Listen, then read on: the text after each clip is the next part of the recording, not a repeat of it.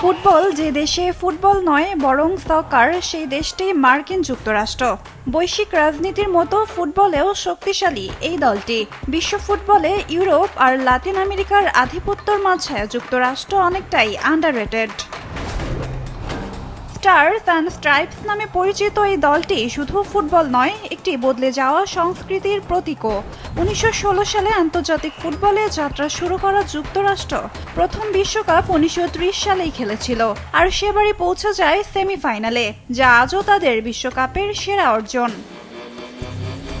1990 থেকে 2026 এই 36 বছরে শুধু একবার ছাড়া প্রতিবারই বিশ্বকাপে অংশ নিয়েছে যুক্তরাষ্ট্র।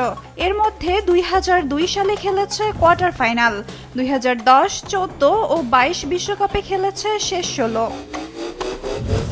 উত্তর আমেরিকা অঞ্চলে যুক্তরাষ্ট্র এখন অন্যতম পরাশক্তি। 7 বার কনকাকাফ গোল্ড কাপ জয়, নেশনস লিগে ধারাবাহিক সাফল্য, সব মিলিয়ে এই অঞ্চলে তারা সবসময়ই শিরোপার দাবিদার। বর্তমান দলটিকে অনেকেই বলেন গোল্ডেন জেনারেশন।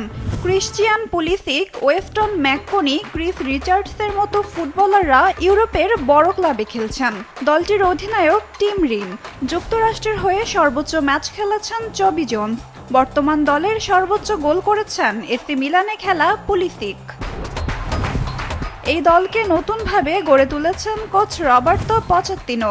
জনপ্রিয় এই কোচ দায়িত্ব সামলেছেন সাউদাম্পটন, টটেনহাম, পিএসজি, চেলসির মতো ইউরোপিয়ান বড় বড় ক্লাবের।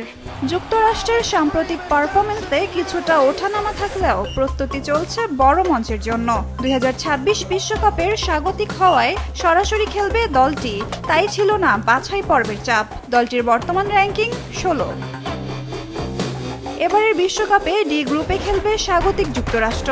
12 জুন প্যারাগুয়ের বিপক্ষে বিশ্বকাপ মিশন শুরু করবে তারা। 19 জুন অস্ট্রেলিয়া এবং 25 জুন যুক্তরাষ্ট্রের প্রতিপক্ষ তুরস্ক।